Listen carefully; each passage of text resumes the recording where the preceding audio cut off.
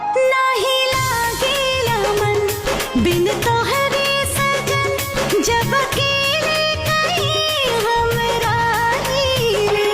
जान बन गईलू जान, तू हो गईलू परान, दिल के बत्तियां हम तो से कहीले।